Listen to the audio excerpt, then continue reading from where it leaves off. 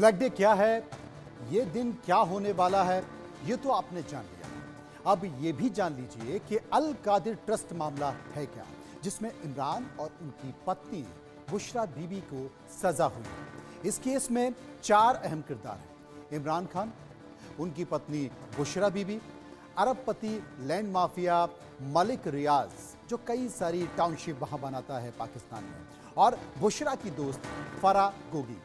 पाकिस्तान सरकार का आरोप है कि इमरान जब प्रधानमंत्री बने तो उन्होंने मलिक रियाज को मनी लॉन्ड्रिंग केस में फंसाया। ब्रिटेन में रियाज की अरबों रुपए की प्रॉपर्टी जब्त करा दी। उसका एक गुर्गा भी लंदन में गिरफ्तार करवा दिया, जिससे 40 अरब पाकिस्तानी रुपए बरामद हुए। आरोप है कि इस केस के बाद 2 डील की गई। इसके तहत ब्रिटेन सरकार ने रियाज के गुर्गे से बरामद पैसा पाकिस्तान सरकार को वापस लौटा दिया, लेकिन इमरान ने कैबिनेट को इस पैसे की जानकारी नहीं दी, बल्कि अल कादिर नाम से एक ट्रस्ट बनाया गया मजहबी तालीम देने के लिए, और एक यूनिवर्सिटी भी शुरू की गई। इसके बोर्ड ऑफ डायरेक्टर्स में 3 मेंबर थे, इमरान खान, बुशरा बीबी और फरा गोगी। इस केस की एफआईआर में यह कहा गया है कि इसके लिए अरबों रुपए की जमीन मलिक रियाज ने दी। बुशरा बीबी को डायमंड रिंग भी गिफ्ट की गई। बदले में रियाज के तमाम केस खत्म कर दिए गए। पाकिस्तान के पूर्व गृह मंत्री मिनिस्टर राणा सनाउल्लाह ने कहा है कि इमरान की गिरफ्तारी के बाद यह पाकिस्तान के इतिहास का सबसे बड़ा स्कैम है। सरकारी खजाने को कम से कम 50 अरब रुपए की चपत लगी है, और इसी केस में इमरान को 14 साल की सजा हुई है। अब आपको बताते हैं कि इस मामले का खुलासा हुआ कैसे था। असल में मलिक रियाज और उसकी बेटी अंबर का एक ऑडियो लीक हुआ। यह ऑडियो करीब 2 मिनट 17 सेकंड का था, जिसमें रियाज और अंबर बुशरा से लेन देन और किसी फाइल को निपटाने की बातचीत कर रहे थे। इसमें अंबर अपने पिता रियाज को बताती है बुशरा बीबी 5 कैरेट हीरे की अंगूठी मांग रही है। इसके बदले वो इमरान से रियाज को ठेके दिलवा देगी, उनके खिलाफ केस भी खत्म करा देगी। लीक हुए टेप में जो बातचीत थी उसके मुताबिक अंबर अपने पिता से ये कहती है कि मेरी फरा गोगी से बातचीत हुई है, वो कह रही हैं कि बुशरा बीबी को 3 नहीं बल्कि 5 कैरेट का डायमंड चाहिए। रिंग वो खुद बनवा लेंगी, लेकिन उसका पेमेंट हमें करना होगा। बुशरा और फरा ने खान साहब से बात कर ली है। वो फौरन ठेके की सारी फाइल जो पेंडिंग पड़ी हुई हैं वो ओके करा देंगे। इस पर मलिक रियाज कहता है ठीक है, मुझे कोई दिक्कत नहीं है, 3 नहीं 5 कैरेट का डायमंड हम भिजवा देते हैं। अब इस पूरे मामले में यह माना जाता है कि ठेकों की यह सौदेबाजी अल कादिर यूनिवर्सिटी की जमीन लेने के बाद हुई है, और इसी के तहत यह पूरा मामला चल रहा है। इस मामले में 14 साल की सजा इमरान खान को सुनाई गई है, और 7 साल की सजा इमरान खान की पत्नी बुशरा बीबी को, लेकिन ब्लैक डे की घोषणा कर दी गई है।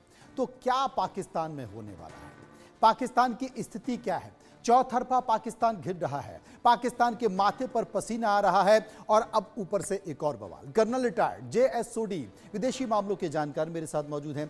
राणा अली जोहेब जो कि पाकिस्तानी पत्रकार हैं, वो भी मेरे साथ मौजूद हैं। सबसे पहले मैं बात करूंगा राणा अली जोहेब साहब से। राणा साहब, मैं आपसे ये जानना चाहता हूँ कि पाकिस्तान में जो नया मामला है इमरान खान को लेकर, उनकी पत्नी को लेकर, करप्शन का केस, 14 साल की सजा इमरान खान को, 7 साल की सजा उनकी पत्नी को, और तमाम जो इमरान खान की पार्टी के नेता कार्यकर्ता हैं वो जजों पर भी आरोप लगा रहे हैं। आरोप क्या लगा रहे हैं? उनकी नज़र अब सीधे इस्लामाबाद पर है, और कह सकते हैं कि आने वाले समय में ब्लैक डे के तौर पर एक बड़ा जलसे तैयारी में इमरान खान के पार्टी के नेता और कार्यकर्ता। कितनी परेशानी? बहुत शुक्रिया आपको मनोज जी। देखिए, ये तो एक ओपन एंड शट केस था। सारी दुनिया जानती थी, हम भी जानते थे कि करप्शन हुई, एक इलीगल काम हुआ, अपनी कुर्सी का नाजायज फायदा उठाया गया, तो जाहिर सी बात है उसका फैसला तो जो है उनके खिलाफ ही आना था, और वही हुआ।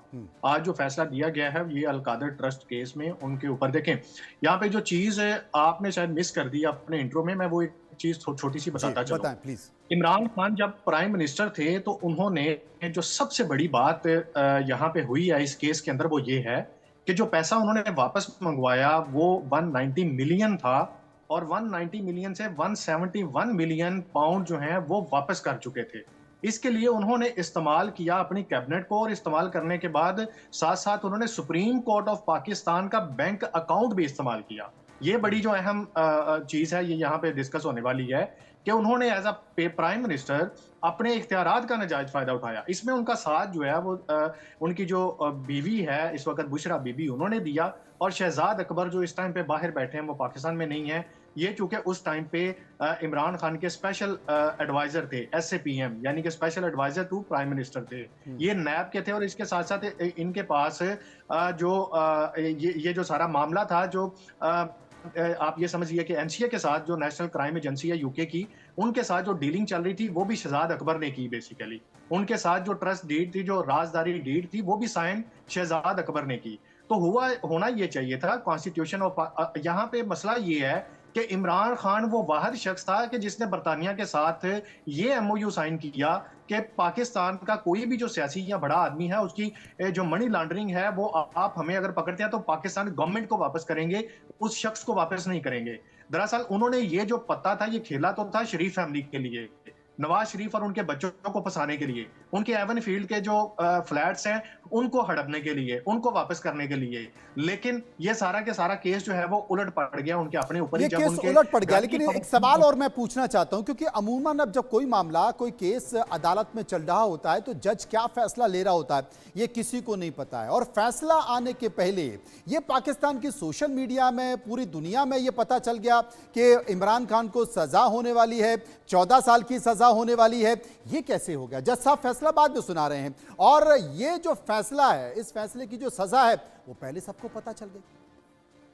जी, ये आपने बहुत अच्छा क्वेश्चन किया है और मनोज जी मैं ये समझता हूं कि ये सिर्फ आपके यहाँ ही नहीं, ये हमारे यहाँ भी खासतौर पर जो पाकिस्तान तहरीक इंसाफ के जो सीनियर लीडरशिप है, ये उन्होंने भी ये बात उठाई है कि ये कैसे मुमकिन है कि जो फैसला आना है वो पहले से पता हो। देखें, इसमें मैं छोटी सी गुजारिश ये कर दूं कि सोशल मीडिया के ऊपर जिन लोगों ने इस फैसले से मुतालिक पहले पेशन गोई की थी कि ये फैसला आएगा, वो कोई थड़े पे बैठे या आम पाकिस्तानी जो पढ़े लिखे नहीं हैं उनकी तरफ से नहीं था, बल्कि ये बाकायदा तौर पर सीनियर एंकर जर्नलिस्ट और शायद मैं भी उसमें शामिल हूं कि देखें इसकी एक लॉजिक है। लॉजिक ये है कि हम ये समझते हैं कि constitution of Pakistan and the law of Pakistan, ये एक छोटे से बच्चे से लेकर एक आम इंसान को भी पता होता है। एक एग्जांपल इसी हम ये ले देते हैं कि जब कोई मर्डर करता है तो उसके ऊपर आर्टिकल 302 लगता है। 302 जब साबित हो जाता है तो ये छोटे से बच्चे को भी पता है कि इसका फैसला क्या आएगा। इमरान खान का ये जो केस था, ये नैब ऑर्डिनेंस 1999 के आर्टिकल 10A के मुताबिक ये फैसला था। तो 10A की सजा जो है वो 14 साल है। ये किसी से भी आप पूछ लें वो आपको बता देगा। तो जब एक केस साबित हो जाता है